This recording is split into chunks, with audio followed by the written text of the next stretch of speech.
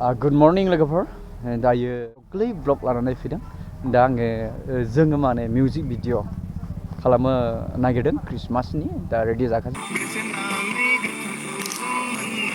एबार दे एबारनिफ्राय एबार दा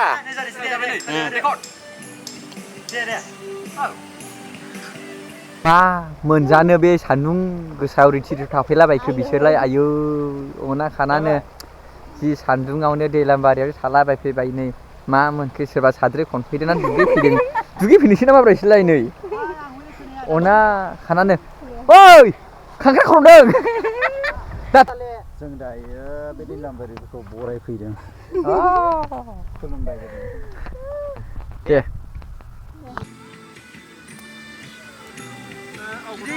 गिदिं औ जायालाबो जायो दे लोगोफोर आइफवालि पिकनिक स्पट नै मोननायसैयानो जों दालां गोजौ गाखोबाय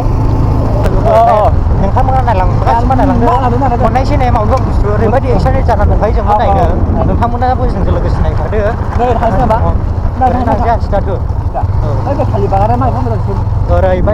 आरोना माखासे लोगोफ्रा उनाव फैगासिनो दङ थारमाने जों माखासे बुस्थुआ गाज्रिबो थायो नालाय ओंखायनो जों सिगाङावहाय मोजां मोनहैग्रोनायनि फैबाय आरो मोजां नायलांगासिनो नायलांब्लानो नुगोन मा बुस्थु ओरैबायदि एक्साइटेडखा जोंबो नुफैखायाखै नायहैग्रोगोन आरोना जोंबो बेखौनो होनो आलु लकेसनाबो ओरैबायदि नै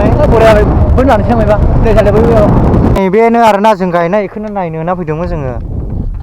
नोंगौ ना नङा साले बे जों गायदों 1.5 लाखसिम थांदों बेवहाय सरखारनि मोनाखै 50,000 मोनदों अब्लाबो जोंनिफ्राय मोजां मोखां हाबाय आइडिया खालामदों बेयाव 1 crore फैगोन आरोखि नै ओरैबायदि मोजां जादों उनावहाय फिथाइफोर थाइबा बायोबा थाइफा खानानै जानानै देखायफैगोन आरो नोंसिनो